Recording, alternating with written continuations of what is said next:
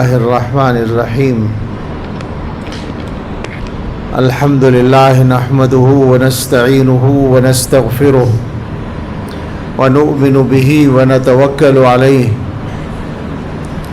ونعوذ بالله من شرور أنفسنا ومن سيئات أعمالنا من يهده الله فلا مضل له ومن يضلله فلا هادي له ونشهد أن لا إله إلا الله وحده لا شريك له ونشهد أن سيدنا ونبينا ومولانا محمدا عبده ورسوله صلى الله تعالى عليه وعلى آله وأصحابه وبارك وسلم تسليما كثيرا. أما بعد فأعوذ بالله من الشيطان الرجيم. بسم الله الرحمن الرحيم. لقد كان لكم في رسول الله أسوة حسنة لمن كان يرجو الله واليوم الآخر وذكر الله كثيرا.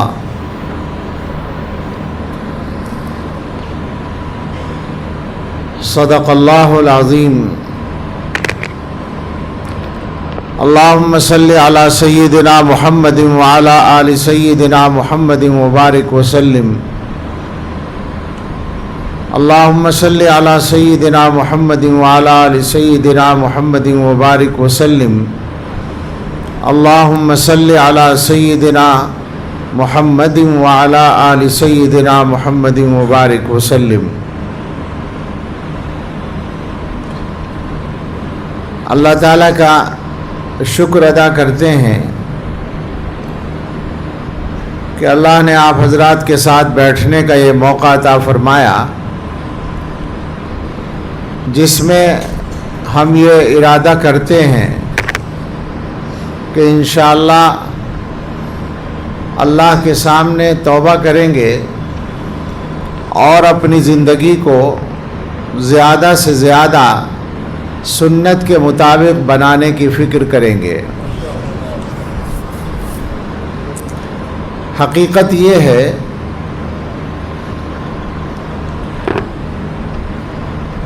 کہ ہم لوگ جس طرح کی زندگی گزارتے ہیں اس میں اگر انسانوں کو آدمیوں کو مطمئن کرنے کے اعتبار سے دیکھا جائے کہ صاحب ہم بتا سکیں بھئی آپ نے کیا کر رکھا ہے بہت سارا الگ الگ اس کو اس کے ساتھ جوڑ دو اگر کرنا ہے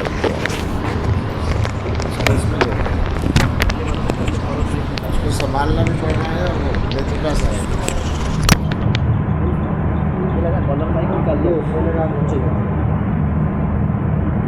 اس کو بھی نکال. اگر یہ دیکھا جائے کہ ہم اپنے بارے میں آدمیوں کو مطمئن کر سکتے ہیں یا نہیں تو تقریباً ہم میں سے ہر آدمی کر سکتا ہے. ایک تو اللہ تعالیٰ کی ستاری کا معاملہ ہے.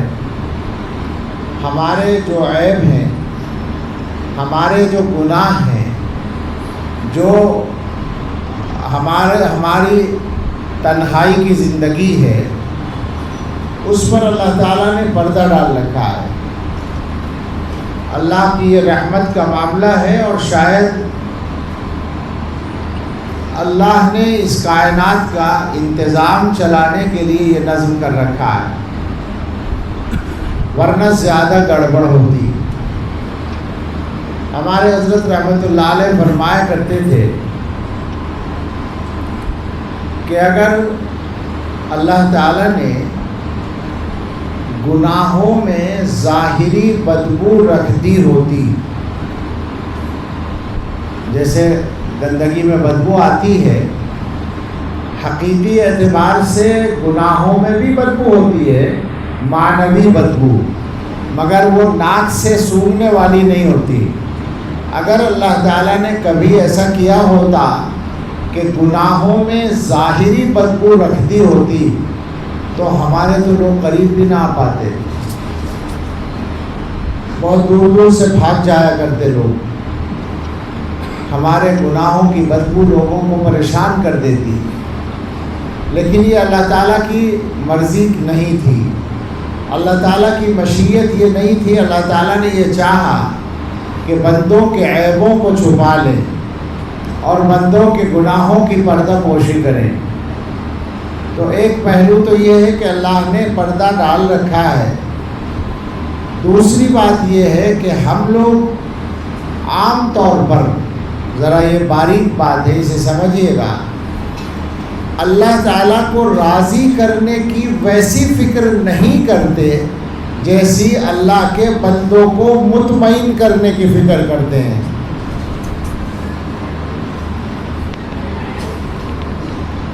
بہت آسان مثال ہے اس کی کہ ہم میں سے اکثر لوگوں کا یہ حال ہے کہ اگر ہم اکیلے میں نماز پڑھ رہے ہیں تو ہماری نماز کا انداز اور ہوتا ہے، اور مجمع میں پڑھ رہے ہیں، غور کریں کتنی خطرناک بات ہے، اور ہماری اکثریت اس میں مبتلا ہے۔ سوچیں گے اگر تو کیا یہ بات صحیح نہیں ہے کہ ہم بندوں کو مطمئن کرنے کی زیادہ کوشش کرتے ہیں، ہماری نماز دیکھ کر کوئی آدمی بدگمان نہ ہو جائے، ہمارے بارے میں یہ نہ سوچے کہ صاحب یہ جلدی جلدی نماز پڑھتے ہیں، یہ سنت کا پورا اہتمام نہیں کرتے ہیں۔ یہ ایک مثال ہے جس سے یہ بات سمجھنا آسان ہوتا ہے کہ ہم عام طور سے اللہ تعالیٰ کو جواب دینے کی ویسی فکر نہیں رکھتے جیسی بندوں کو جواب دینے کی فکر رکھتے ہیں۔ لہٰذا یہ بات ہو گئی جو میں نے شروع میں کہی کہ ہم اگر اس پہلو سے دیکھیں کہ ہم اپنے بارے میں بندوں کو مطمئن کرنا چاہیں تو کر سکتے ہیں آسانی سے۔ ایک تو اس لیے کہ اللہ نے چھپا رکھا ہے، اور ایک اس لیے کہ ہم خود اس کام کو ذمہ داری سے کرتے ہیں۔ لیکن کیا یہ بات کافی ہوگی؟ اللہ تعالیٰ کے یہاں نجات پانے کے لیے کیا اتنا کافی ہوگا کہ آپ نے بندوں کو اپنے اعمال سے مطمئن کر دیا تھا اس سے کام چل جائے گا؟ جواب تو اللہ کو دینا ہوگا۔ یہاں پر اگر وہ حدیث یاد کر لیں آپ، جو سب کو معلوم ہے کہ قیامت کے دن سب سے پہلے حساب جب شروع ہوگا تو 3 آدمیوں کو بلایا جائے گا، ایک عالم، ایک شہید اور ایک غنی مالدار، اور تینوں کے بارے میں وہ بات ہوگی کہ صاحب تم نے جو عمل کیا تھا کیوں کیا تھا؟ دنیا والوں کو دکھانے کے لیے کیا تھا، تو دنیا میں وہ مل چکا بدلہ، ہمارے یہاں کچھ نہیں تمہارے لیے۔ یہ کیا چیز ہے؟ یہ حدیث صاف طور پر بتا رہی ہے کہ آدمیوں نے اگر اللہ تعالیٰ کو راضی کرنے کے لیے عمل نہیں کیا، دنیا والوں کو میں مطمئن کرنے کا لفظ بول رہا ہوں، یعنی اپنے بارے میں لوگوں کو یہ تاثر دینا کہ میں صحیح ہوں، اپنے بارے میں انسانوں کو یہ تاثر دینا کہ میں بہت اچھا آدمی ہوں، اس کے لیے اگر کام کیا تھا تو اللہ تعالیٰ کے یہاں وہ قبول ہونے والا نہیں ہے، نجات کا ذریعہ بننے والا نہیں ہے۔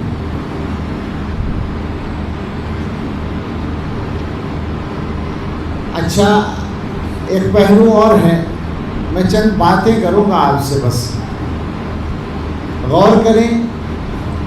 ہمیں لوگ اچھا سمجھتے ہیں، ہم خود اپنے آپ کو کیا سمجھتے ہیں؟ ہم بھی اچھے ہی سمجھ لیتے ہیں۔ کیا خیال ہے؟ عجیب بات ہے، ہمارے حضرت فرمایا کرتے تھے کہ آدمی کو اپنے سارے عیب معلوم ہوتے ہیں، سارے گناہ معلوم ہیں میں کیا کرتا ہوں، اور دوسرے کے بارے میں گمان ہوتا ہے، یقین نہیں ہوتا، مگر دوسرا برا ہے میں اچھا ہوں۔ عجیب بات ہے، کیا یہ رویہ ہم سب کا نہیں؟ ہمیں فلاں کے بارے میں اندازہ ہے کہ وہ یہ عمل کرتا ہے، سنا تھا ہم نے کسی سے، دیکھا نہیں ہے، اور دیکھا اس نے بھی نہیں ہے جس سے سنا ہم نے. کیا خیال ہے؟ وہ بھی ایسے ہی سنا رہا ہے بس، مگر ہم بدگمان ہیں کہ فلاں صاحب یہ کام کرتے ہیں، اور جو کام ہم خود کرتے ہیں اس کے بارے میں تو ہم سے زیادہ کس کو پتا ہوگا؟ یقین ہے، مگر اس کے بعد بھی ہم اچھے ہیں اور وہ برا ہے. کتنی خطرناک بات ہے یہ. مجھے وہ لطیفہ یاد آتا ہے جو آپ علماء نے سب نے پڑھا ہے نفحۃ العرب میں اور ادب کی کتابوں میں، کہ پہلی صدی کی بات ہے، مدینہ منورہ میں ایک آدمی تھا، اشعب طماع، پڑھا ہے نا؟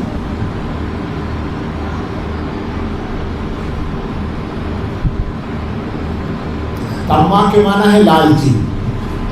لالچی آدمی تھا، حریص آدمی تھا، اور ہلکا آدمی تھا، کوئی حیثیت نہیں تھی. ایک دن وہ کہیں کھڑا تھا تو بچے اسے پریشان کرنے لگے. ایسے آدمی کو بچے تنگ کرتے ہیں تو اس کو تنگ کرنے لگے. اب اس نے سوچا کہ ان بچوں سے پیچھا کیسے چھڑائے، تو اس نے یہ کہہ دیا، جھوٹ کہہ دیا کہ تم یہاں خواہ مجھے پریشان کر رہے ہو، اور وہاں حضرت سالم ابن عبداللہ، حضرت عمر رضی اللہ عنہ کے پوتے تھے حضرت سالم، بہت بڑے آدمی، بڑی شخصیت، کبار تابعین میں. وہاں سالم ابن عبداللہ جو ہیں کھجوریں تقسیم کر رہے ہیں، تم یہاں پریشان کر رہے ہو، وہاں وہ کھجوریں تقسیم کر رہے ہیں. تو بچے بیچارے چھوٹے بچے تھے، وہ بھاگ گئے کہ چلو کھجوریں لیں گے سالم ابن عبداللہ سے. جب بچے چلے گئے تو اس کے بعد آپ بھی چل پڑے، دوڑ پڑے ادھر ہی کو.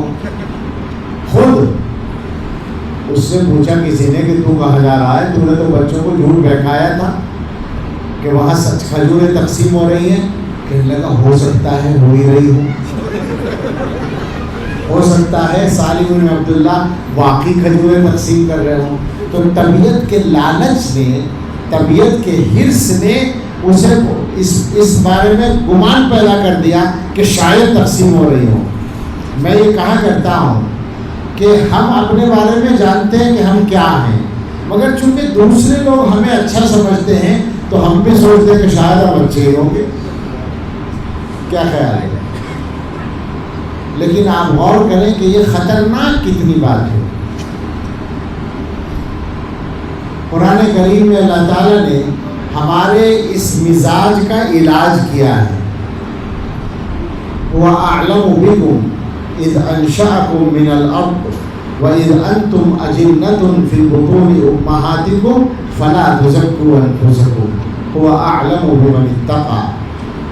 اللہ جانتا ہے تمہیں، جب اس نے تمہیں زمین سے پیدا کیا اور جب تم ماؤں کے پیٹ میں چھپے ہوئے تھے اس وقت سے جانتا ہے. لہذا اپنے آپ کو زیادہ پاکیزہ نہ بتاؤ. فلا تزکوا انفسکم، اپنا تزکیہ نہ کرو، اپنی پاکی نہ بیان کرو. هو اعلم بمن اتقى، وہ جانتا ہے متقی کون ہے. اللہ تعالیٰ جانتا ہے.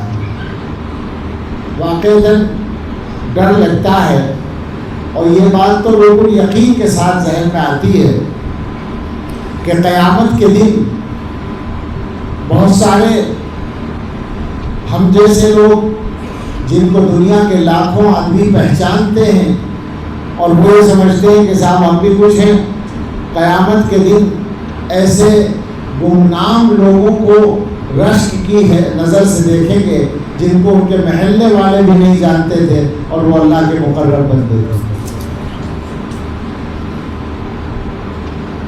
تو ظاہری شہرت یا ظاہری وجاہت یا لوگوں کا ہمیں اچھا سمجھ لینا، لوگوں کا ہم سے مطمئن ہو جانا، یہ ہمارے لیے کافی نہیں ہے.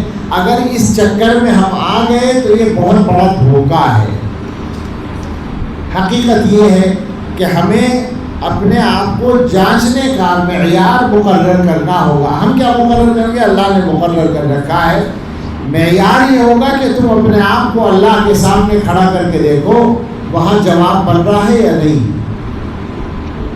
وہاں تو نہیں جواب بن رہا. کس کس چیز کا جواب دیں گے؟ اللہ تعالیٰ اگر پوچھنے لگیں فلاں کام کیوں کیا تھا، لاکھوں کام زندگی میں ایسے نکلیں گے جن میں کیوں کا جواب نہیں بنے گا. اس کا مطلب یہ ہوا، بس لانا اس پر ہے گفتگو کو، کہ اس سے پتہ چلتا ہے کہ ہم زندگی جیسی گزار رہے ہیں یہ زندگی صحیح نہیں گزر رہی، بدلنے کی ضرورت ہے. یہ نقطہ ہے اصل بنیادی جس پر بات کرنی ہے. چونکہ عام طور سے ہم لوگوں کا جو مزاج بنا ہوا ہے وہ یہ ہے کہ ہم میں سے ہر ایک نے یہ سمجھ رکھا ہے کہ میں ٹھیک زندگی گزار رہا ہوں. میرا جو رویہ ہے، میرا جو طرز عمل ہے، میرا جو طرز گفتگو ہے، میرے جو اعمال ہیں، میری جو عبادتیں ہیں، میری جو خدمات ہیں، بس وہ ٹھیک ہے، میرا کام ٹھیک چل رہا ہے، میں صحیح کام کر رہا ہوں. اپنے کام پر، اپنے عمل پر، اپنی شخصیت پر تنقیدی نظر ڈالنے کو آدمی تیار نہیں ہے. اپنے آپ کو اچھا سمجھے بیٹھا ہے. وہ یہ سمجھتا ہے کہ میں ٹھیک ہوں، میں صحیح کام کر رہا ہوں.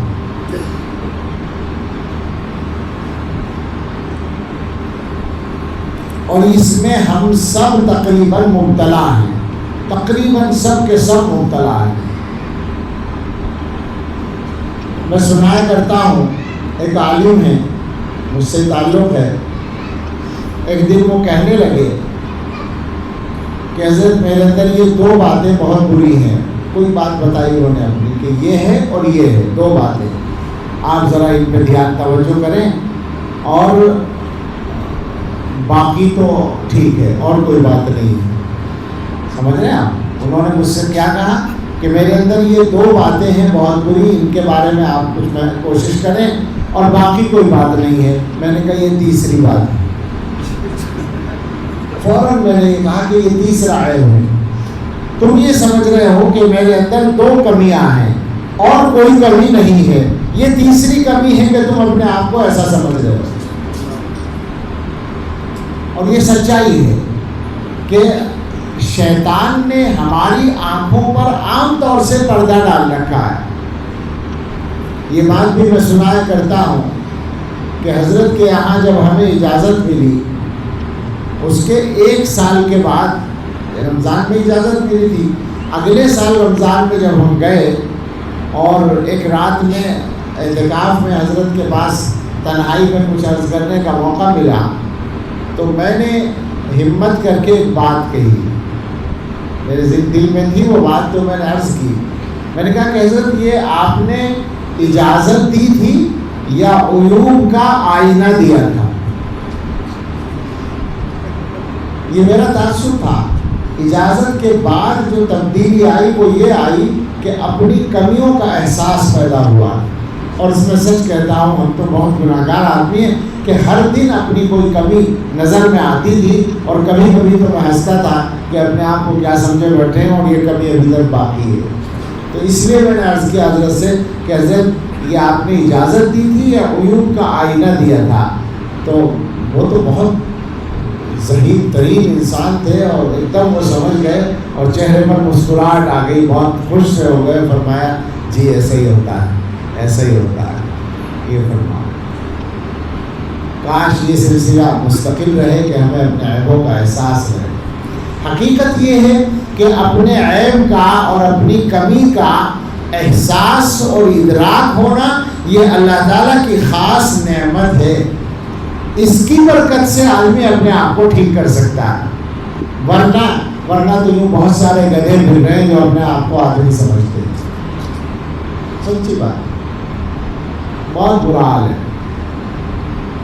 کیا آپ نہیں دیکھتے کہ معاشرے میں بعض لوگ ایسے بھی ہیں جو ظاہری طور پر ہم سے بھی زیادہ گناہ کرتے ہیں اور اپنے آپ کو اچھا سمجھے بیٹھے؟ ہمارے حضرت ہی سنایا کرتے تھے، آپ لوگوں نے پڑھا بھی ہوگا کہ ایک مرتبہ حضرت کی ملاقات ایک انجینئر صاحب سے ہوئی. اس میں کوئی انجینئر کی خرابی نہیں ہے، ایک آدمی تھا، وہ بھی اتفاق سے انجینئر تھا. حضرت فرمایا کرتے تھے کہ ان کی جو زندگی تھی وہ ویسی تھی آزاد زندگی جیسے عام طور پر لوگ گزارتے ہیں، یعنی ان کی آمدنی بھی حلال نہیں تھی، نماز وہ نہیں پڑھتے تھے، گھر میں پردہ نہیں تھا، یہاں تک کہ گھر والوں کو لے کر سنیما ہال جا کر فلمیں دیکھنے کا کام بھی وہ کرتے تھے، اس زمانے میں وہی رواج تھا، اور جھوٹ بھی بولتے تھے، بہت ساری چیزیں وہ جو عام ہیں آزادی کی وہ سب تھیں۔ حضرت سے ملاقات ہوئی، حضرت کا مزاج تھا کہ حضرت نصیحت فرمایا کرتے تھے چاہے کوئی بھی آدمی آئے۔ ہم نے دیکھا بڑے سے بڑے آدمی کی موجودگی میں انداز ایک ہی ہوتا تھا، چاہے دنیا کا کوئی حاکم بھی آ جائے ویسے ہی ہوتا تھا انداز۔ تو حضرت نے گناہوں کے بارے میں کچھ بات کی، گناہ چھوڑنے کے بارے میں، تو حضرت فرمایا کرتے تھے کہ میری ساری گفتگو سننے کے بعد وہ صاحب کہنے لگے کہ حضرت آپ کی بات بہت اچھی لگی اور آپ کی بات نے میرے دل پر بہت اثر کیا، بہت پسند آئی، اور حضرت اللہ کا شکر ہے کہ اپنے جانتے بوجھتے تو کبھی کوئی گناہ کیا نہیں، بوڑھے سے ہو گیا ہو تو اللہ معاف کر دے۔ سمجھے آپ؟ جو آدمی نماز نہیں پڑھتا، جو حلال کمانے کا اہتمام نہیں کرتا، جو جھوٹ بولتا ہے، جس کے گھر میں پردہ نہیں ہے، جو گھر والوں کو لے کے فلمیں دیکھنے جاتا ہے، وہ یہ کہہ رہا ہے کہ جانتے پوچھتے تو کبھی کوئی گناہ کیا نہیں، بوڑھے سے ہو گیا ہو تو اللہ معاف کر دے۔ تو حضرت فرماتے تھے کہ میرے پیروں سے زمین نکل گئی کہ اللہ، کسی آدمی کی آنکھوں پر ایسی پٹی بھی بن سکتی ہے؟ لیکن آپ غور کریں کہ کہیں ایسا تو نہیں کہ ہماری آنکھوں میں بھی کچھ ایسی پٹی بندھی ہوئی ہو، کہیں ایسا تو نہیں کہ ہم بھی اپنے آپ کو اسی طرح اچھا سمجھے بیٹھے ہوں اور بہت سارے گناہ ہماری زندگی میں چل رہے ہوں۔ اگر جائزہ لیں گے تو بہت کچھ نکلے گا۔ سادہ طور پر میں 2-3 چیزوں کی بات کروں اگر خلاصے کے طور پر، اسی مقصد کے لیے کہ ہماری سمجھ میں بات آ جائے، وہ یہ کہ انسان کے معاملات ایک اللہ کے ساتھ ہیں، ایک بندوں کے ساتھ ہیں۔ ذرا سا ہم لوگ غور کریں، اللہ کے ساتھ ہمارے کیا معاملات ہیں، بندوں کے ساتھ کیا معاملات ہیں۔ اللہ کے ساتھ جو معاملات ہیں ان میں اگر سارے اعمال کا جائزہ لیں تو بڑا لمبا ہوگا، مختصر دل سے تعلق رکھنے والی 2-3 باتیں۔ مثلا اللہ تعالیٰ کے ساتھ معاملے میں سب سے بنیادی بات یہ ہے کہ ہم ہر عمل اللہ کے لیے کریں، یہ حکم لازم ہے۔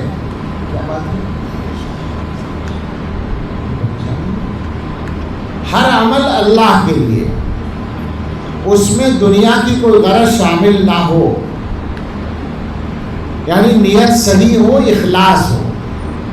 اور یہ معاملہ اتنا اہم ہے کہ رسول اکرم صلی اللہ تعالیٰ علیہ وسلم نے صحابی کے ہجرت کے عمل کو کنڈم کیا ہے۔ حدیث مشہور ہے، انما الاعمال بالنیات، سارے اعمال کی قیمت نیت سے تعلق رکھتی ہے، اعمال کا دار و مدار نیت پر ہے۔ کب فرمایا تھا یہ؟ علماء سے پوچھیں آپ، ایک صحابی نے مکہ مکرمہ سے مدینہ ہجرت کی تھی، اور ہجرت کرنے میں ایک دنیا کے کام کی نیت شامل ہو گئی تھی۔ جب پتہ چلا رسول اللہ صلی اللہ علیہ وسلم کو تو آپ نے فرمایا نہیں، یہ نہیں چلے گا۔ اگر کوئی آدمی اللہ اور اللہ کے رسول کے لیے ہجرت کر کے آیا تو ٹھیک ہے، اور اگر دنیا کے کسی کام کے لیے ہجرت کر کے آیا تو وہ اسی کے حوالے، فَهِجْرَتُهُ إِلَىٰ مَا هَاجَرَ إِلَيْهِ۔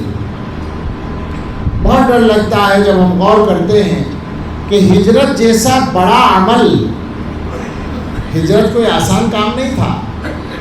وطن کو چھوڑنا، کاروبار چھوڑنا، جائیداد چھوڑنا، رشتہ داروں کو چھوڑنا، دوستوں کو چھوڑنا، پورا وہ ماحول جس ماحول میں رہنے کی عادت ہے اس ماحول کو چھوڑنا،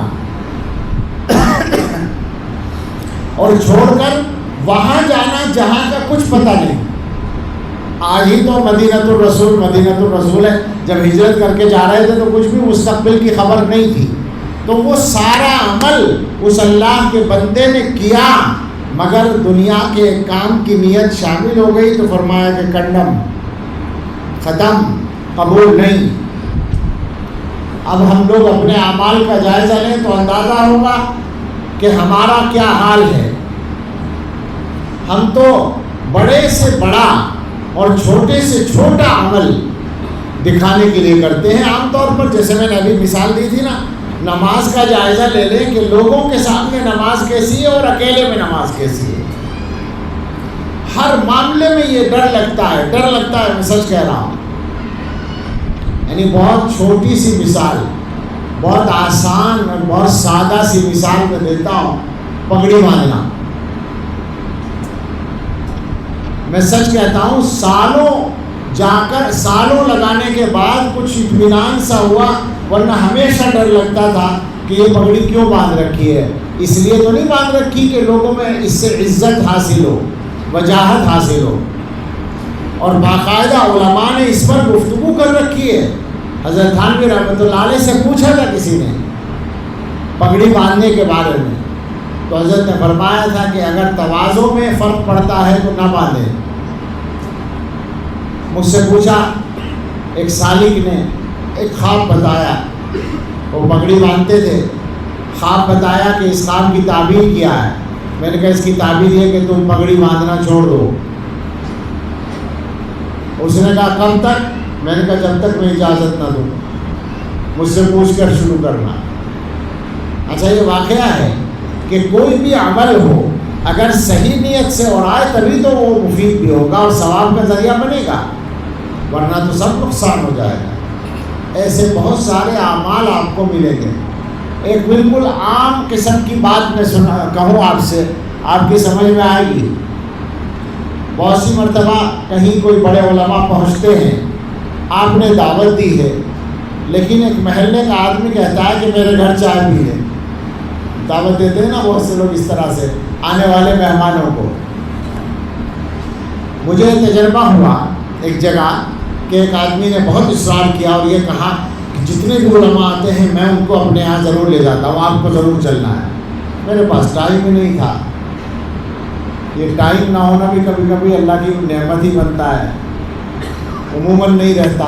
جتنا کام ضروری ہے، ٹائم ضروری ہے، اتنا ہی رہتا، اس کے آگے گنجائش ہی نہیں ہوتی. میں نے معذرت کر دی. اگلے سفر میں پھر وہ صاحب پیچھے پڑے تو مجھے شک ہوا کہ یہ کیوں بلاتے ہیں اتنے اہتمام سے. میرے سے تو کوئی تعلق تھا نہیں. غور کیا تو سمجھ میں آیا بہت سارے لوگ آپ کو ایسے ملیں گے جو علماء کو اپنے گھر دعوت دیتے ہیں تو دین کی محبت میں نہیں، بلکہ یہ ظاہر کرنے کے لیے کہ میرے گھر پہ بڑے بڑے لوگ آتے ہیں. نہیں ہوتا ایسا؟ سوچیں، ایک سادہ سا عام سا عمل ہے مہمان کو بلانا، مگر ہمارا دماغ اس میں بھی خراب ہو جاتا ہے. نیت اس میں بھی ٹھیک نہیں رہتی. اور یہ جو ہم مولوی لوگ ہیں نا، ہماری نیت پہ تو بہت حملے ہوتے ہیں شیطان کے. اس لیے کہ ہمارے کاموں میں عام طور سے لوگوں کے درمیان نمایاں ہونے کا موقع ہوتا ہے. ہمیں امامت کرنی ہے تو نمایاں ہونا ہے، آگے جانا ہے. تقریر کرنی ہے تو نمایاں ہو کر بیٹھنا ہے. خطبہ دینا ہے تو نمایاں ہونا. سارے کاموں میں نمایاں ہونے کا موقع ملتا ہے. شیطان اس موقع کو بہت زیادہ استعمال کرتا ہے. یہ مولویوں سے زیادہ کوئی نہیں سمجھ سکتا. میں آپ سے کہتا ہوں کہ بعض مرتبہ مجھے خود ایسا تجربہ ہوا کہ میں نیت پر بات کر رہا ہوں اور میرے ذہن میں یہ بات آ رہی ہے، شیطان ڈال رہا ہے کہ تم جو بات کر رہے ہو بہت شاندار بات کر رہے ہو، عام طور سے لوگ اس طرح بات کرتے نہیں ہیں. اور مجھے فوراً تنبہ ہوا کہ لوگ میرا ہی بیڑا غرق کرنا چاہتا. ابھی میں نیت پر بات کر رہا ہوں اور وہ میری نیت پہ حملہ کر رہا ہے. آسان نہیں ہے. شیطان کی چالوں سے بچنا آسان نہیں. ہوس چھپ چھپ کے سینوں میں بنا لیتی ہے تصویریں. نیت کے معاملے میں مجھے بہت ڈر لگتا ہے، اور شاید اسی وجہ سے اکابر نے یہ کہا کہ تصوف تو نام ہی ہے تصحیح نیت کا. حضرت شیخ الحدیث وہاں زکریا صاحب رحمۃ اللہ علیہ کا قول آپ لوگ جانتے ہیں. صحیح نیت ہو جائے تو گویا تصوف آ گیا. اور ڈر لگتا ہے یہ بات کہتے ہوئے کہ بہت سارے سالکین کو 10 سال ہو جاتے ہیں مشائخ سے تعلق رکھتے ہوئے اور ان کی نیت میں ہی ابھی تک گڑبڑ باقی رہتی ہے، تو کیسے کام ہوگا؟ یہ ایک مثال ہے کہ اللہ تعالیٰ کے ساتھ جو معاملہ ہے ہمارا، اس میں اخلاص نیت ہمیں حاصل نہیں ہے، دکھاوا شامل ہے، ریا شامل ہے، جو شرک خفی ہے حدیث کے اعتبار سے. کتنی خطرناک بات ہے. اسی جیسی 1-2 باتیں اور، مثلا تکبر ہے. اکثر لوگوں کے دماغ میں تکبر ہے، دل میں تکبر ہے، خاص طور سے جن کے پاس کچھ پیسہ ہے ان کے دل میں تکبر ہے، جن کی معاشرے میں کچھ عزت ہے یعنی جاہ مرتبہ حاصل ہے ان کے دلوں میں تکبر ہے، اور جن کے پاس کچھ علم ہے ان کے دلوں میں تکبر ہے. یہ کوئی راز تو نہیں ہے نا، اس لیے بات کرنے میں کوئی تکلف کرنے کی ضرورت تو نہیں ہے نا. اپنے ہی عیبوں پر کیا کریں، یہ تو راز تو ہے نہیں، عام بات ہے بالکل. جو چیزیں انسانی معاشرے میں عزت کا سبب بنتی ہیں انہیں پر تو ہوگا نا تکبر، بڑائی تو انہیں پر آئے گی. تو یہ ہم سب کی مصیبت ہے کہ ہمارے دلوں میں ذرا ذرا سی اللہ کی نعمتوں پر تکبر آ جاتا ہے، اور یوں نظر نہیں آتا. بہت سارے لوگوں کا تکبر تو تواضع کی شکل میں نظر آتا ہے. وہ آپ کے سامنے تواضع کریں گے، مقصد ہوگا کہ آپ ان کی عزت کریں. خطرناک بات ہے. اور جب اپنی ذاتی انا سے کسی کی بات ٹکرائے تو وہاں پہچان ہوگی کہ تکبر ہے یا نہیں ہے. اچھے لوگ یہاں گڑبڑ نکلے گی. غور کیجیے گا کبھی. آپ اپنے بڑے کے سامنے تکبر نہیں کریں گے، لیکن اپنے برابر والے اور اپنے چھوٹے کے سامنے کیا حال ہوتا ہے؟ کیا وہاں بھی تواضع باقی رہتی ہے؟ خطرناک بات ہے. حکیم الامت حضرت اقدس تھانوی رحمۃ اللہ علیہ کی بات تو بڑی عجیب ہے. حضرت نے فرما رکھا ہے، اور یہ ہم لوگوں کا مولویوں کا سب سے زیادہ علاج ہے. 2 حرف آ جائیں تو بس دماغ ہمارا خراب ہو جاتا ہے، اور اگر ہم میں سے کوئی 2-4 حرف لکھ لے، کوئی کتاب لکھ لے، پھر تو صاحب اس سے بڑا کوئی عالم ہی نہیں ہوتا اس کی نظر میں، اپنے سے بڑا. حضرت تھانوی سے زیادہ کتابیں کون لکھے گا؟ حضرت تھانوی رحمۃ اللہ علیہ سے زیادہ کتابیں کون لکھے گا ہم میں سے؟ امت کے چند مصنفین میں سے ہیں وہ، اور کتنے بڑے آدمی ہیں. وہ فرماتے ہیں کہ میں اپنے آپ کو کسی مسلمان سے فی الحال اور کسی کافر سے فی المعال افضل نہیں سمجھتا. مسلمان سے ابھی بھی نہیں سمجھتا.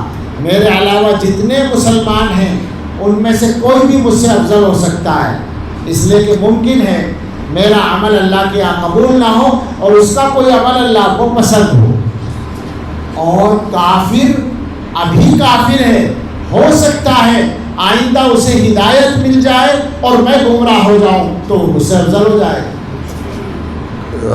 یہ حکیم الامت کا ارشاد ہے. آپ اندازہ کریں کیا مقام ہے اور کیا خیال ہے. ہمیں بھی کبھی توفیق ہوتی ہے اس بات کی کہ ہم دوسروں کو اپنے سے اچھا سمجھیں، ہمارے ذہن میں تو اپنی فضیلت رہتی ہے. حضرت تھانوی رحمۃ اللہ علیہ کی ایک بات اور یاد آ گئی، وہ بھی عجیب بات ہے، کیا کہنے ہیں، بڑے لوگوں کی بات ہے. فرمایا مجھے جنت کے درجوں کا وسوسہ بھی نہیں آتا. یعنی جنت میں بلند درجات ملیں، حالانکہ یقین ہے اللہ کی ذات سے کہ ان کو تو جانے کتنے بلند درجات ملیں گے، بڑے بڑوں کے لیے وہ قابل رشک ہوں گے. وہ فرماتے ہیں کہ مجھے جنت کے درجوں کا وسوسہ بھی نہیں آتا. البتہ اتنی تمنا ہے کہ اللہ تعالیٰ جنت عطا فرما دیں، چاہے جنتیوں کی جوتیوں میں جگہ دے دیں. اور یہ اس لیے نہیں کہ ہم جنت کے لائق ہیں، بلکہ اس لیے کہ جہنم میں جانے کی ہمت نہیں ہے. یہ فرما رہے ہیں. ہمارا خیال کیا ہے؟ ہم تو ڈھنگ کی نماز بھی نہیں پڑھتے اور ہم سمجھتے ہیں کہ ہم جنت کے ٹھیکیدار ہیں. اور وہ یہ کہہ رہے ہیں کہ جنت کی طلب اس لیے نہیں ہے کہ جنت کے لائق ہیں ہم. جنت کی طلب اس لیے ہے کہ دوزخ میں جانے کی ہمت نہیں ہے، اس لیے چاہتے ہیں کہ اللہ تعالیٰ جنت میں بھیجے. تو ذرا غور کریں کہ ہمارے مزاجوں میں، ہمارے دماغوں میں جو بڑائی آتی ہے، جہاں ذرا سا پیسہ اللہ نے کسی آدمی کو دیا اور اس کا دماغ خراب ہوا، اس نے سب کو حقیر سمجھنا شروع کر دیا. حالانکہ پیسہ تو عجیب بات ہے، آنی جانی چیز ہے. بہت سارے لوگوں کو اللہ تعالیٰ پیسہ دینے کے بعد پیسے سے محروم بھی کر دیتے ہیں. نہ بھی کریں، اگر جاری بھی رکھیں تو کیا مطلب ہے؟ کیا اللہ کی مرضی کے بغیر پیسہ کما سکتے ہیں آپ؟ اللہ نہ دینا چاہے تو چاہے آپ جتنے قابل ہوں، چاہے جتنا کمانے کا سلیقہ آتا ہو. بہت سارے لوگ ہیں جن کو آتا ہے کچھ نہیں ملتا. کتنے ہی مالدار ایسے ہیں جن کے یہاں بڑے بڑے ڈگری والے ملازمت کرتے ہیں اور وہ جو سیٹھ صاحب ہیں وہ انگوٹھا لگاتے ہیں. ایسے موجود ہیں مثالیں. اللہ تعالیٰ کے دینے سے تعلق ہے، مگر صاحب جہاں ذرا سے دو چار پیسے آئے آدمی نے اپنے آپ کو بڑا سمجھنا شروع کیا. جہاں دنیا میں ذرا سا نام ہوا، ذرا سا عہدہ ملا، ذرا سی عزت ملی، آدمی نے اپنے آپ کو بڑا سمجھنا شروع کر دیا. بہت بڑی مصیبتیں ہیں یہ. اللہ تعالیٰ کے ساتھ معاملہ غلط ہونے کی باتیں ہیں. اخلاص نہ ہونا بھی اور تکبر ہونا بھی. ایک اور پر ذرا سی بات کر لیں، زیادہ موقع نہیں ہے. حسد ہمارے مزاجوں میں، ہمارے دماغوں میں حسد عام ہے بالکل. اگر اللہ نے کسی بندے کو کوئی ایسی نعمت دے دی جو ہمارے پاس نہیں ہے، بلکہ بہت سی دفعہ تو ہمارے پاس ہے مگر اسے کیوں دے دی، اس سے بھی ہم راضی نہیں. ہمیں اللہ نے عزت دی، فلاں کو بھی دے دی تو ہم پریشان ہیں. اب ہر ممکن کوشش کر رہے ہیں اس کو کیا کہیں گے، ڈی ویلیو کرنے کی، بے عزت کرنے کی، کہ اس کی حیثیت گھٹ جائے. لوگوں کو اس کی برائیاں بتا رہے ہیں، عیب بتا رہے ہیں کہ جانتے ہو فلاں صاحب بڑے مشہور ہو رہے ہیں آج کل، کیا حیثیت ہے ان کی، حقیقت یہ ہے. غیبتیں کر رہے ہیں، ان کے بارے میں لوگوں کا ذہن خراب کرنے کی کوشش کر رہے ہیں. یا اللہ نے کسی کو مال دے دیا تو پریشان ہے کہ صاحب اللہ نے اسے کیوں نواز دیا. اللہ کی بھی عجیب باتیں ہیں، اللہ تعالیٰ کسی کو بھی دے دیتے ہیں، وہ تو بڑا خراب آدمی، اللہ نے پتہ نہیں کیوں نواز رکھا ہے. یہ جو حسد ہے نا، یہ بالکل عام ہے ہمارے معاشرے میں، اور ہمارا کوئی طبقہ اس سے خالی نہیں ہے. بلکہ اگر اجازت ہو تو یوں کہہ دوں کہ جس طبقے کو سب سے زیادہ خالی نہ ہونا چاہیے تھا وہی کم خالی ہے اس مصیبت سے. کیا ہے آخر کیوں برداشت نہیں ہے؟ اللہ تعالیٰ کیا تم سے چھین کر دے رہے ہیں، تم سے لے کر دے رہے ہیں؟ کسی بندے کو اللہ نے اگر نعمت دی ہے وہ اپنے پاس سے دی. اللہ مالک ہے، اللہ تعالیٰ سب کے مالک ہیں. اللہ تعالیٰ کے پاس بے شمار خزانے ہیں. ہمارے حضرت فرمایا کرتے تھے، عجیب بات ہوتی تھی، کہنے کا انداز یہ لگتا، فرمایا کرتے تھے کہ جو آدمی حسد کرتا ہے کسی بندے سے،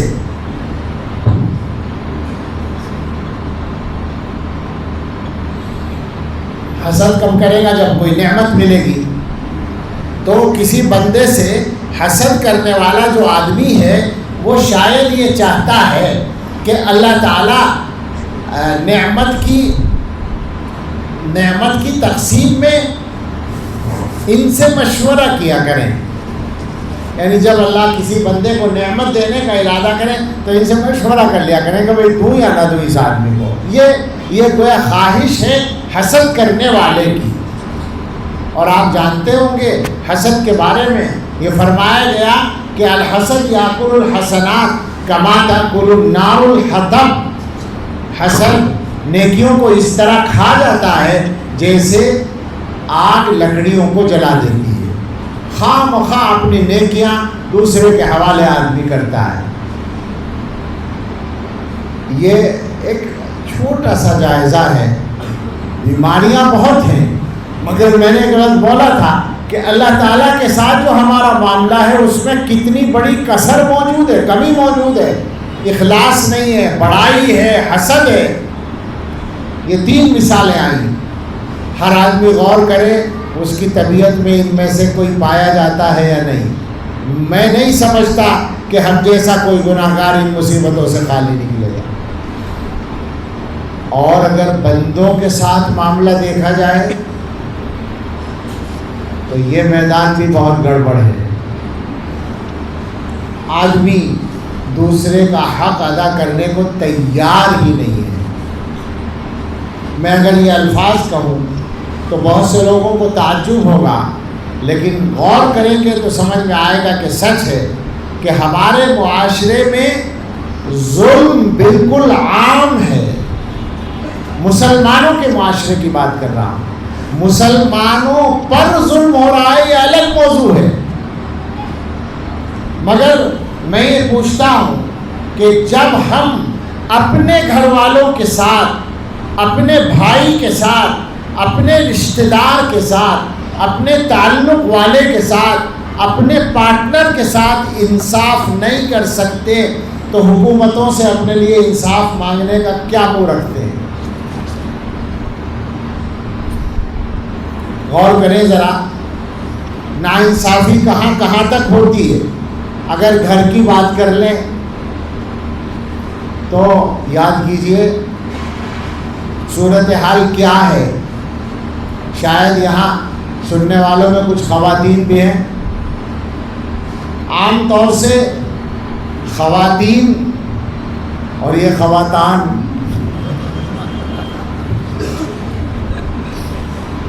دونوں کا مسئلہ ہے۔ زیادہ تر تو ایسا ہوتا ہے کہ مرد ناانصافی کر جاتے ہیں، لیکن کبھی کبھی عورتیں بھی کرتی ہیں۔ کبھی مرد ستاتا ہے، کبھی عورت مرغا بنا دیتی ہے۔ جیسے بھی حالات ہو تو الگ الگ معاملہ ہے، لیکن انصاف نہیں ہے۔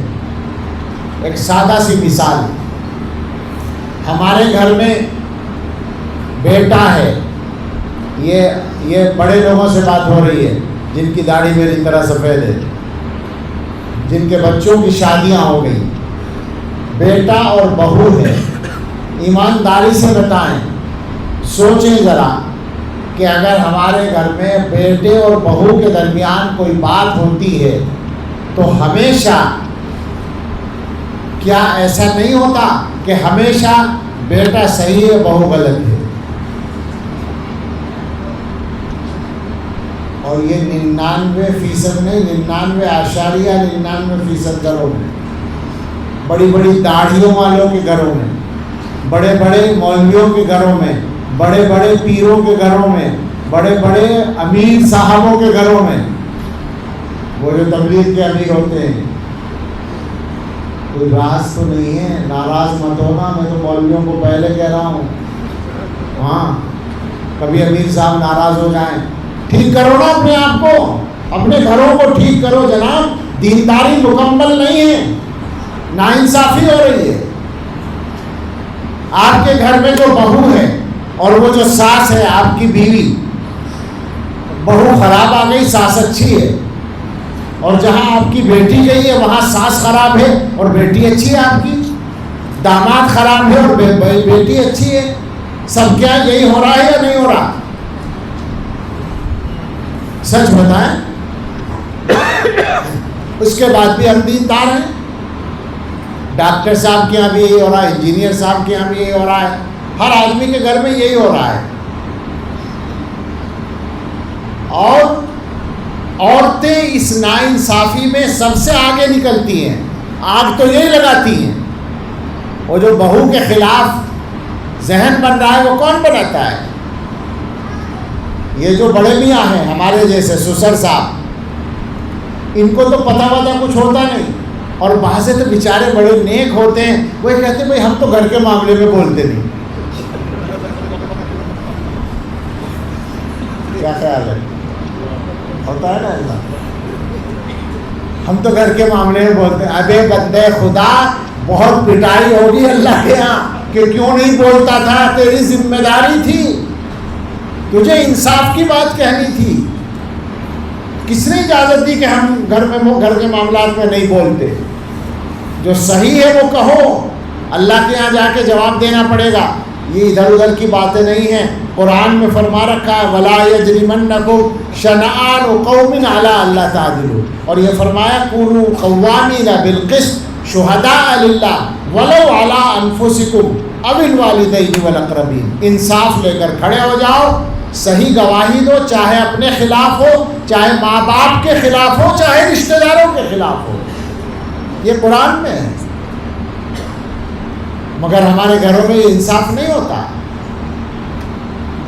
اسی کو آپ جتنا چاہیں پھیلا سکتے ہیں.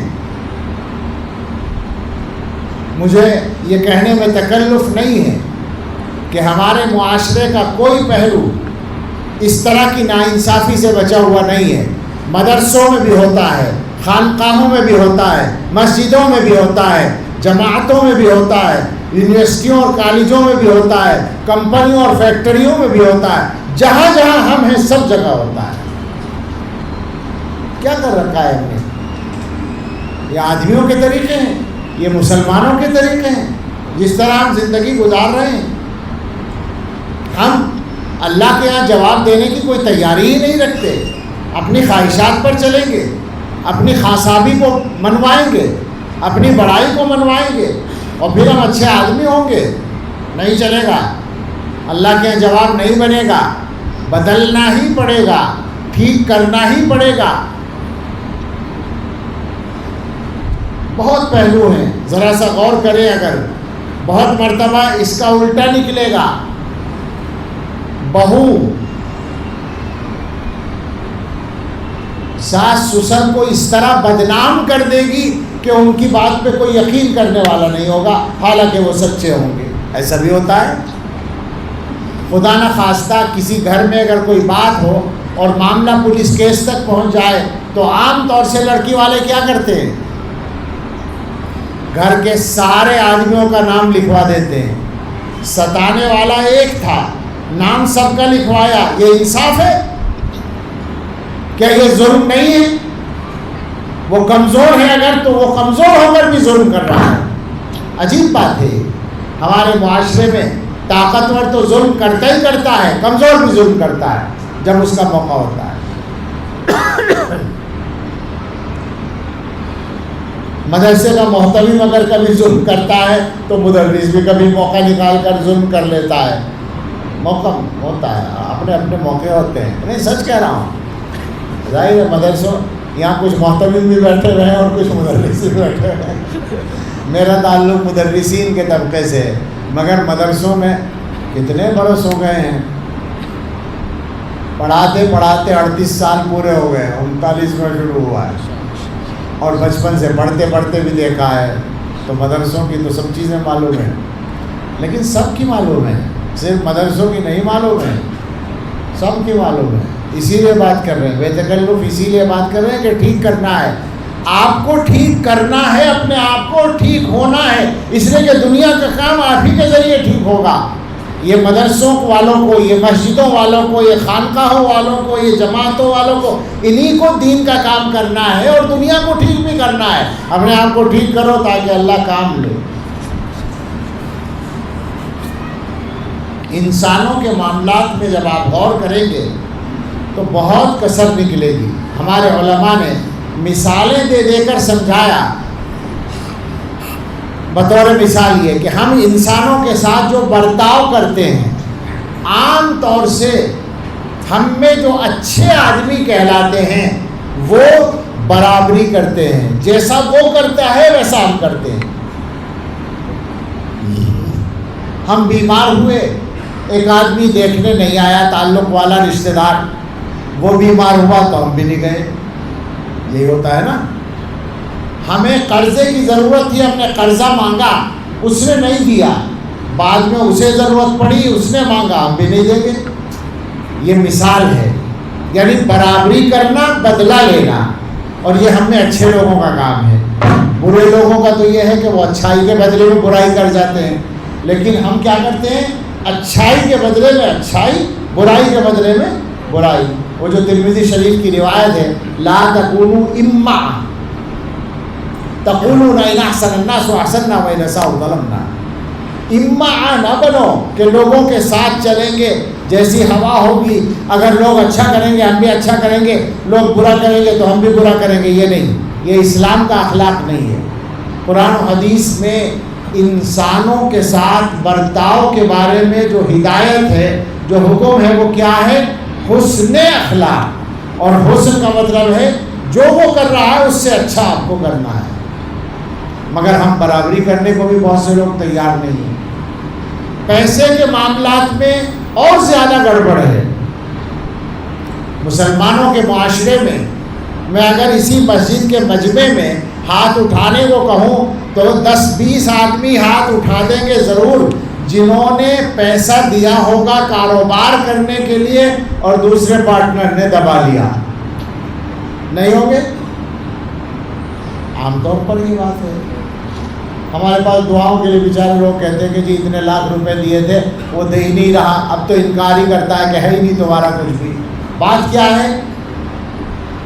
بات یہ ہے کہ شریعت کے مطابق معاملات کرنے کی عادت نہیں ہے. اللہ تعالیٰ نے تو کہا تھا ہر معاملہ لکھ کر کرو, اور یہاں چونکہ دوستی ہے تو لکھنا مروت کے خلاف لگتا ہے, لہذا 10 لاکھ روپے ایسے ہی دے دیے. یہ تو ادھر ہوا, ادھر یہ ہوا کہ اس کے ہاتھ میں جب پیسہ آیا تو اس کی نیت خراب ہو گئی, اس نے دبا لیا. دبانے والے 90% اپنے بھائی مسلمان. تو کل خلاصہ یہ ہے کہ ہم لوگ جس انداز سے جی رہے ہیں, اللہ کے ساتھ ہمارا رویہ وہ بھی صحیح نہیں ہے, اور بندوں کے ساتھ ہمارا رویہ وہ بھی صحیح نہیں ہے. تو یہ تو جنت میں جانے کا راستہ نہیں ہے جناب. یوں اللہ تعالیٰ معاف کر دیں تو اللہ کی مرضی, اللہ بھی اگر کافروں کو بھی معاف کر دے تو کون روک دے گا. لیکن مزاج, ضابطہ اور اصول یہ نہیں, قانون یہ نہیں ہے. قانون یہ ہے کہ اپنے آپ کو ٹھیک کرو, اپنے آپ کو بدلو. اللہ جانے میں سے کوئی اعتدال سے ہٹ کر تو بات نہیں ہو گئی, مگر میرا خیال ہے جو کچھ ہوئی بات سچی ہوئی. جو ہمارے معاشرے میں اور ہمارے اندر پائی جاتی ہیں, سب بات کا خلاصہ یہ ہے کہ اگر ہم میں سے ہر آدمی سنجیدگی سے تنہائی میں بیٹھ کر غور کرے گا تو سمجھ میں آئے گا کہ مجھے اپنے آپ کو بدلنے کی ضرورت ہے. اور بدلنے کا راستہ اللہ تعالیٰ نے بہت آسان کر رکھا ہے مسلمانوں کے لیے, بہت آسان. اس کا نام ہے توبہ. حضرت نے ایک روایت نقل کی ہے سنن دارمی کے حوالے سے کسی کتاب میں, اس میں یہ ہے کہ جب اللہ تعالیٰ نے حضرت آدم علیہ السلام کو پیدا کیا تھا اور فرشتوں کو حکم دیا تھا کہ سجدہ کریں, سب نے سجدہ کیا اور اس نے نہیں کیا, ابلیس نے, اور اس کو اللہ نے مردود کر دیا. اس نے اللہ سے قیامت تک کی مہلت مانگ لی اور اللہ نے دے دی, انک من المنظرین, دے دی مہلت. تو اب اس نے پر نکالے, وہیں اس نے کہا کہ میں انسانوں کو گمراہ کروں گا اور ان سے گناہ کراؤں گا. اب یہ ہوا, اصل جو سنانے کی بات ہے کہ حضرت آدم علیہ السلام بھی وہی تھے. وہ پریشان ہو گئے کہ یہ تو اچانک اتنا بڑا دشمن سامنے آ گیا, میری اولاد کو یہ گمراہ کرے گا, ان سے گناہ کرائے گا اور دوزخ میں لے جائے گا. ظاہر ہے اس وقت تک یہی سمجھ میں آ سکتا تھا کہ اللہ کی نافرمانی کرنے والے کو دوزخ میں جانا ہی پڑے گا. اسی وجہ سے شیطان اچھل رہا تھا کہ میں یہ گناہ کراؤں گا, وَلَأُضِلَّنَّهُمْ وَلَأُمَنِّيَنَّهُمْ وَلَآمُرَنَّهُمْ فَلَيُبَتِّكُنَّ آذَانَ الْأَنْعَامِ وَلَآمُرَنَّهُمْ فَلَيُغَيِّرُنَّ خَلْقَ اللَّهِ. کہیں الفاظ ہیں وَلَا تَجِدُ أَكْثَرَهُمْ شَاكِرِينَ. وہ خوش ہو رہا تھا کہ میں اولاد آدم سے گناہ کرا کے ان کو دوزخ میں لے جاؤں گا۔ آدم علیہ السلام پریشان ہو گئے، انہوں نے اللہ تعالیٰ سے درخواست کی کہ اللہ آپ نے ابلیس کو تو مہلت دے دی قیامت تک کی اور آزادی دے دی کہ یہ میری اولاد کو گمراہ کر سکتا ہے، اسے موقع ہے، میری اولاد کے لیے کیا ہے؟ یہ آدم علیہ السلام نے درخواست کی تو اللہ تعالیٰ نے فرمایا، اس روایت میں یہ الفاظ ہیں کہ اللہ نے فرمایا کہ ہم نے تمہاری اولاد کے لیے توبہ کا دروازہ کھول دیا۔ اس کا مطلب یہ نکلا کہ شیطان کا جو اپنا منصوبہ ذہنی طور پر تھا وہ ناکام ہو گیا، کیونکہ شیطان کے ذہن میں یہ تھا کہ جس سے میں گناہ کراؤں گا تو گناہ کرنے والے کو تو دوزخ میں جانا ہی پڑے گا، گناہ کی تاثیر یہ ہے۔ لیکن اللہ تعالیٰ نے توبہ کا دروازہ کھول کے یہ بتا دیا کہ بندہ تیرے کہنے سے گناہ کرے گا، تیرے بہکانے سے گناہ کرے گا، اس کے بعد میرے خوف سے، میرے ڈر سے، میری محبت سے وہ اپنے گناہ پر نادم ہو جائے گا اور توبہ کر لے گا تو میں اس کی توبہ قبول کر لوں گا اور اس کے گناہ کو معاف کر دوں گا۔ اور عجیب بات یہ ہے، جس وقت بندہ توبہ کر لے گا تو بالکل صاف ستھرا ہو جائے گا۔ کیا کرم کی انتہا دیکھیں آپ، ایک آدمی گندا ہے، ایک آدمی ناپاک ہے، ایک آدمی گناہ گار ہے، 50 سال عمر ہو گئی گناہ کرتے کرتے، ایک دن اس نے توبہ کر لی، سارے معاف، ایمانداری سے اگر توبہ کیے، دل سے اگر توبہ کی، اب تک کے سارے گناہ معاف۔ حضرت عجیب بات فرمایا کرتے تھے کہ دنیا کی عدالتوں میں کسی آدمی پر مقدمہ چلتا ہے، کیس ہوتا ہے، اب وہ کوشش کر کے، محنت کر کے، اچھا سا وکیل کر کے بری ہو جاتا ہے، جس پر دعویٰ تھا، مدعا علیہ جو تھا، جس کے اوپر کیس ہوا تھا، وہ بری ہو گیا۔ عدالت کہتی ہے کہ صاحب باعزت بری، باعزت بری تو ہو جاتا ہے مگر اس کے مقدمے کا فائل عدالت میں محفوظ رہتا ہے۔ چنانچہ یہ سیاسی لیڈر ایک دوسرے کے خلاف فائلیں کھلواتے رہتے ہیں نا، وہ یہی تو ہوتا ہے، فائل تو ختم نہیں ہے، وہ موجود ہے۔ حضرت فرمایا کرتے تھے کہ اللہ تعالیٰ کے کرم کی یہ شان ہے کہ اللہ تعالیٰ بری بھی کرتے ہیں اور فائل کو ڈیلیٹ بھی کر دیتے ہیں، نام اعمال سے گناہوں کو مٹا دیتے ہیں۔ یہ اللہ کی شان ہے، یہ اللہ کے کرم کی انتہا ہے۔ تو اب اس کے بعد بھی اگر ہم توبہ نہ کریں تو ہم سے زیادہ بیوقوف کون ہو سکتا ہے؟ تو آئیے ہم سب مل کر توبہ کر لیں، اپنے رب کے سامنے اپنے رب سے یہ درخواست کر لیں کہ اللہ اب تک جیسی زندگی گزاری ہے وہ زندگی کہلانے کے لائق نہیں ہے، اب ہمارا جی چاہتا ہے کہ ہم اپنی زندگی کو صحیح کر لیں۔ تو اللہ آج ہم پختہ نیت کرتے ہیں زندگی کو صحیح کرنے کی اور توبہ کرنے کی اور زندگی کو بدلنے کی۔ اللہ ہماری توبہ بھی قبول فرما اور ہمیں صحیح زندگی گزارنے کی توفیق عطا فرما۔ میں توبہ کے کلمات پڑھتا ہوں، بعد میں میرے ساتھ میں سب لوگ توبہ کی نیت کر کے پڑھ لیں۔ میں سچ کہتا ہوں آپ سے کہ میں نے مستقل ایک نیت کر رکھی ہے، جانے کا موقع ہوتا رہتا ہے جگہ جگہ، تو یہ نیت کر رکھی ہے کہ شاید فلاں جگہ کے لوگوں کے ساتھ مل کر ہماری توبہ قبول ہو جائے، فلاں جگہ کے لوگوں کے ساتھ مل کر ہماری توبہ قبول ہو جائے۔ یہ مستقل بھی نیت کر رکھی ہے اور تازہ بھی نیت کر لیتے ہیں۔ تو آپ بھی اسی نیت سے کہ شاید اس مجمع کے ساتھ مل کر جو توبہ کریں وہ قبول ہو جائے، اس نیت سے توبہ کر لیں، اور جو حضرات بیعت کی نیت رکھتے ہوں اسی میں وہ بیعت کی نیت کر لیں۔ البتہ یہ سمجھ لیں کہ بیعت کوئی رسم ادا کرنے کے لیے نہیں ہے، کوئی برکت کے لیے نہیں ہے خالی، بلکہ اپنے آپ کو بدلنے کے لیے ہے۔ اور جو لوگ صحیح نیت سے بیعت کرتے ہیں اور صحیح محنت کرتے ہیں یقیناً وہ بدل جاتے ہیں، اللہ کے پسندیدہ بندے بن جاتے ہیں۔ یہ اللہ تعالیٰ کا نظام ہے۔ تو اسی نیت سے، توبہ کی نیت سے سبھی کو پڑھنا ہے، اور بیعت کی نیت وہ حضرات کریں جن کا بیعت کا ارادہ ہے، بشرطے کہ کسی دوسرے سے وہ بیعت نہ ہو۔ شیخ کا اگر انتقال ہو گیا ہو تو بیعت کر سکتے ہیں، شیخ موجود ہیں تو اپنے شیخ سے رابطہ کریں۔ یہ اچھی طرح سمجھنے کی بات ہے، اور اس طرح کی کچھ باتیں ہم اگلی نشست میں تھوڑی دیر بعد پھر بیٹھیں گے تو کر لیں گے۔ اس وقت توبہ کے کلمات پڑھتے ہیں اور بیعت کی نیت جن لوگوں کو کرنی ہے وہ کر لیں، اس کے بعد اگلا کام ہوگا۔ بسم اللہ الرحمن الرحیم۔ خواتین بھی جو بیعت ہونا چاہیں وہ بیعت کی نیت ابھی کر لیں۔ لا الہ الا اللہ محمد الرسول اللہ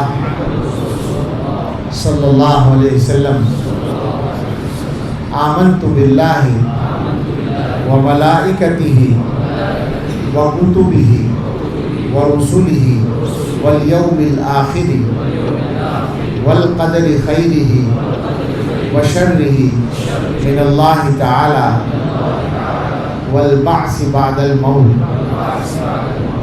آمنت باللہ کما ہوا باسمائہ وصفاتہ وقبلت جمیع احکامہ، اقرار باللسان وتصدیق بالقلب، اشہد ان لا الہ الا اللہ واشہد ان محمدا عبدہ ورسولہ، استغفر اللہ ربی من کل ذنب واتوب الیہ۔ جنہوں نے بیعت کی نیت کی ہے وہ بیعت ہو گئے ہیں، اور اگلی نشست کے بعد وہ لوگ قلب کی نشاندہی بھی کرا لیں۔ اگلی نشست کے بعد، اس دعا کے بعد نہیں بلکہ وقفے کے بعد دوبارہ بیٹھیں گے، اس کے بعد انشاءاللہ۔ البتہ معمولات کو سمجھ لیں، 5 کام ہیں، 3 چیزیں تو پڑھنے کی ہیں۔ استغفار صبح شام 100 مرتبہ، درود شریف صبح شام 100 مرتبہ۔ اس میں یہ بات سمجھ لیں کہ صبح شام کا مطلب لازم نہیں ہے صبح شام، دوپہر بھی شامل ہے۔ اگر کسی کو دوپہر میں موقع ہے دوپہر میں پڑھ لیں۔ بعض لوگ سوال کرتے ہیں کہ شام کے معمولات رات میں کر سکتے ہیں، اور بابا رات میں کوئی شام میں اور رات میں کوئی فرق نہیں۔ یاد رکھیں یہ عملیات نہیں ہیں، یہ معمولات ہیں، تو معمولات کے لیے کسی خاص وقت میں تاثیر نہیں ہے۔ البتہ پابندی کے لیے ٹائم مقرر کر لینا چاہیے اپنی سہولت سے۔ عاملوں کے یہاں تو یہ ہوتا ہے نا کہ دیکھو یہ تعویذ دے رہے ہیں، صبح کو سورج نکلنے سے پہلے پورب کی طرف منہ کر کے ایک ٹانگ اٹھا کے اور ایک ٹانگ سر پہ رکھ کے اور 375 مرتبہ یہ کلمہ پڑھ کے، اور اس کے بعد اس کو جو ہے فلاں اس میں کس میں بولا ندی میں پھینک دینا، تو اس کے بعد ٹھیک ہو۔ اچھا یہ ساری باتیں جب تک نہ بتائے عامل تو لوگوں کو یقین بھی نہیں آتا، مزہ بھی تبھی آتا ہے جب یہ ساری حماقتیں بتائی جائیں۔ استغفر اللہ۔ تو جب آسان ہوتا ہو اس وقت میں پابندی کر لیں۔ استغفار درود شریف 100 مرتبہ ضرور پڑھیں، اس سے زیادہ پڑھیں تو اور اچھا ہے۔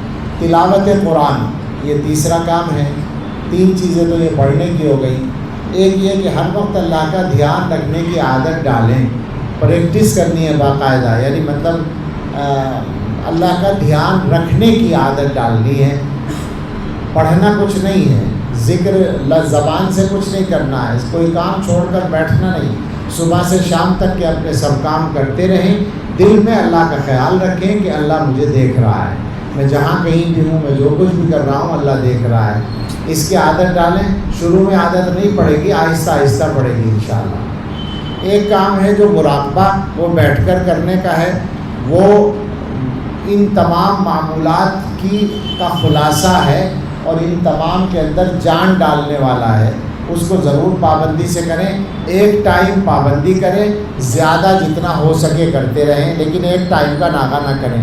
شروع میں 15 منٹ 20 منٹ بیٹھیں، پھر اس سے زیادہ بیٹھیں۔ باوضو قبلہ رخ آنکھ بند کر کے بیٹھیں، دل کی طرف دھیان کر کے، اور یہ سوچیں کہ میرا دل اللہ اللہ کہہ رہا ہے، اللہ اللہ اللہ، زبان سے نہیں پڑھنا ہے، دل سے سوچنا ہے۔ یہ کام اگر پابندی سے کریں گے، آپ یقین کریں سب سے پہلا فائدہ دل میں سکون آئے گا، اللہ کی محبت بڑھے گی، گناہوں سے بچنا آسان ہوگا۔ خاص طور سے شہوت والے گناہوں کا علاج ہی ہے، اس کی وجہ سے آسان ہو جائے گا گناہوں سے بچنا اور پھر آگے ترقی ہوگی انشاءاللہ۔ اللہ تعالیٰ ہم سب کے لیے آسان فرمائے۔ اب فرمائیے شیخ۔ ٹھیک ہے، یہاں پر جن بچوں نے کلام اللہ پورا کیا ہے وہ اب قرآن شریف پڑھیں گے اور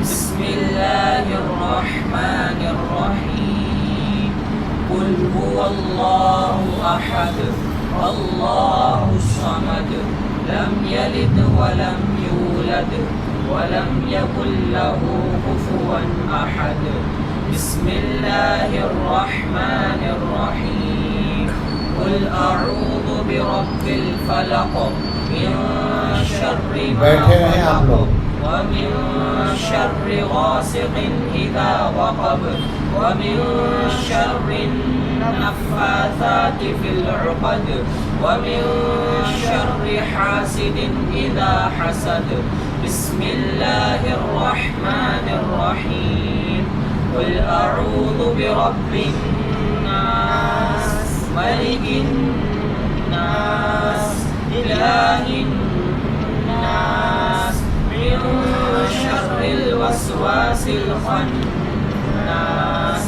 الذي يوسوس في صدور الناس من الجنة والناس بسم الله الرحمن الرحيم الحمد لله رب العالمين الرحمن الرحيم مالك يوم الدين إياك نعبد وإياك نستعين اهدنا الصراط المستقيم صراط الذين أنعمت عليهم غير المغضوب عليهم ولا الضالين آمين بسم الله الرحمن الرحيم ألف لام ميم ذلك الكتاب لا ريب فيه هدى للمتقين الذين يؤمنون بالغيب ويقيمون الصلاة ومما رزقناهم ينفقون والذين يؤمنون بما أنزل إليك وما أنزل من قبلك وبالآخرة هم يوقنون أولئك على هدى من ربهم وأولئك هم المفلحون صدق الله العظيم اللهم آنس وحشتنا في قبورنا اللهم ارحمنا بالقرآن العظيم واجعله لنا إماما ونورا وهدى ورحمة اللهم ذكرنا منه ما نسينا وعلمنا منه ما جهلنا وارزقنا تلاوته آناء الليل وآناء النهار واجعله لنا حجة يا رب العالمين آمين برحمتك يا أرحم الراحمين ماشاء اللہ جزاک اللہ۔ 5 لوگ ہیں۔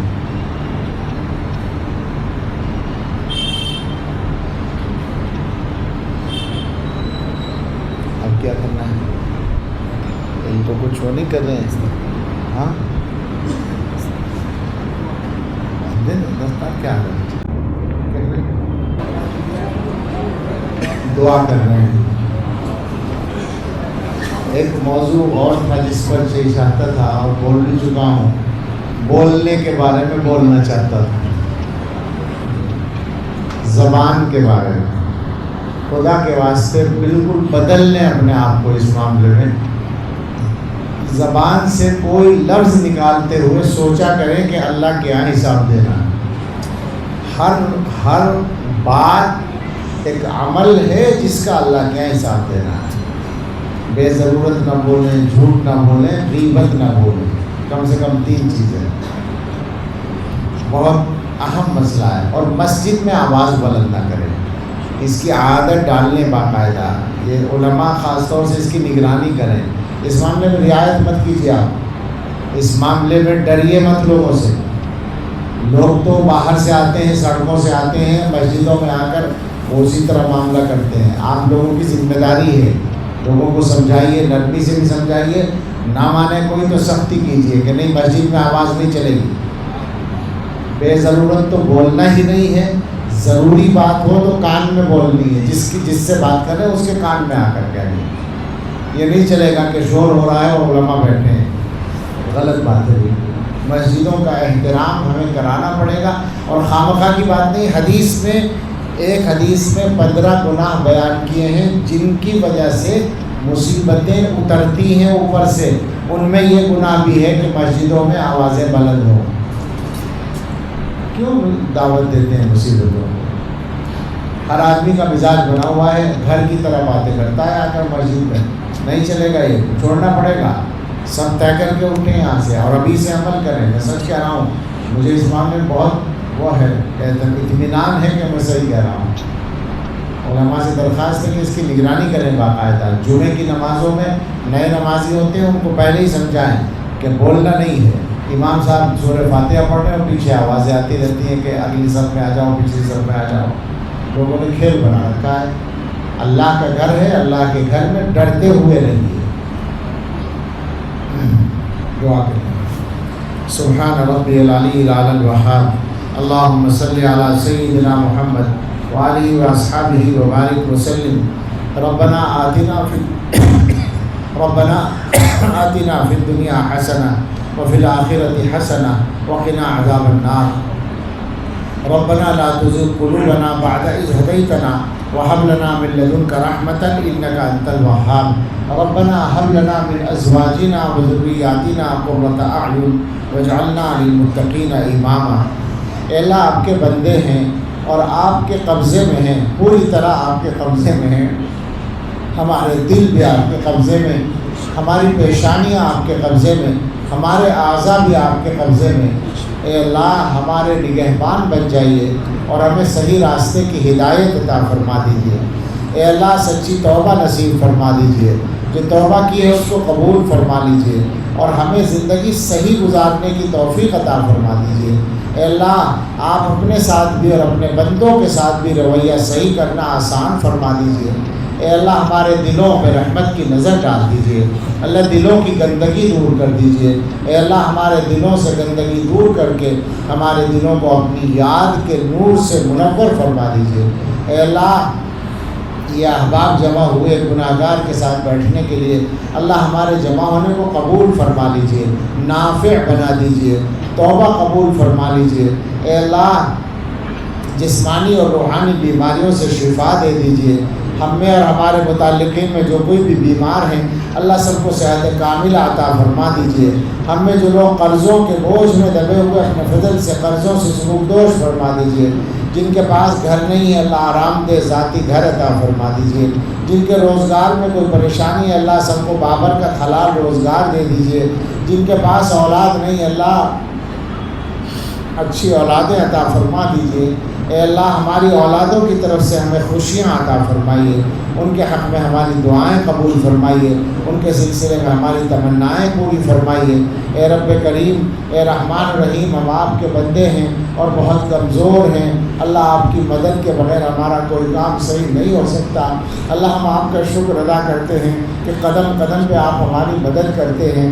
اے اللہ، ہم اپنے لیے، اپنے بیوی بچوں کے لیے، اپنے متعلقین کے لیے عافیت مانگتے ہیں۔ دوام عافیت مانگتے ہیں، تمام عافیت مانگتے ہیں، شکر عافیت کی توفیق مانگتے ہیں، عطا فرما دیجئے۔ اے اللہ آنے والے وقت کو گزرے وقت سے بہتر بنا دیجئے۔ اللہ ہمارے کاموں میں آسانیاں عطا فرما دیجئے۔ اللہ ہم سب کے دینی اور دنیاوی انفرادی اور اجتماعی کاموں میں مدد فرما دیجئے۔ اے اللہ اس اجتماع کو، اس مجلس کو قبول فرما لیجئے۔ اللہ اس شہر میں اور جو ہمارے احباب اور علماء محنتیں کر رہے ہیں، اصلاحی اور علمی محنتیں، مدارس چل رہے ہیں، خانقاہیں چل رہی ہیں، اللہ اپنی بارگاہ میں قبول فرمائیے اور ہر ایک کی مدد فرمائیے اور شرور سے حفاظت فرمائیے، نظر بد سے حفاظت فرمائیے اور ایک دوسرے کا معاون بننے کی توفیق عطا فرمائیے۔ اہل حق کو ایک دوسرے کا معاون بننے کی توفیق عطا فرمائیے۔ اے اللہ ہمارے سب کے کام آسان فرمائیے۔ مفتی عزیر اور ان کے رفقا جو یہاں محنت کر رہے ہیں، اپنی بارگاہ میں قبولیت نصیب فرمائیے، آسانیاں عطا فرمائیے، برکتیں عطا فرما دیجیے۔ اے اللہ ہمارے گھروں میں بھی برکتیں فرما دیجیے۔ اے اللہ ہمارے کاموں میں آسانیاں دے دیجیے۔ اے اللہ، اے رب، اے رحمان الرحیم، اس پوری امت کے حال پر رحم فرما دیجیے۔ جنگ کے بادل ہٹا دیجیے، عالم اسلام کو بچا لیجیے، عالم اسلام کے تمام اسلامی ملکوں کے اثاثوں کو بچا لیجیے۔ اے اللہ ظالموں کے ہاتھوں کو روک دیجیے۔ اے رب تمام اہل ایمان کو عزت و وقار کی زندگی عطا فرمائیے۔ اللہ تمام شعائر اسلام کی حفاظت فرمائیے۔ اللہ تمام مسجدوں کی، تمام مدرسوں کی، تمام خانقاہوں کی، دعوت و تبلیغ کے کام کی اور دین کے ہر صحیح کام کی حفاظت فرمائیے۔ اللہ دین کے تمام کام کرنے والوں کی حفاظت فرمائیے، دین کے تمام خدام کی حفاظت فرمائیے اور ہمیں صحیح نیت، اخلاص نیت نصیب فرما دیجیے۔ اے اللہ ہم سب کے دلوں کی اچھی تمنائیں پوری فرما دیجیے۔ اللہ اس پورے مجمع پر، ہم سب کے دلوں پر، ہمارے گھروں اور گھر والوں پر خاص رحمت کی نظر ڈال دیجیے اور اپنے فضل سے ہماری دعائیں قبول فرما لیجیے۔ ربنا تقبل منا انک انت السمیع العلیم وتب علینا انک انت التواب الرحیم وصلی اللہ علی سیدنا محمد وآلہ واصحابہ اجمعین۔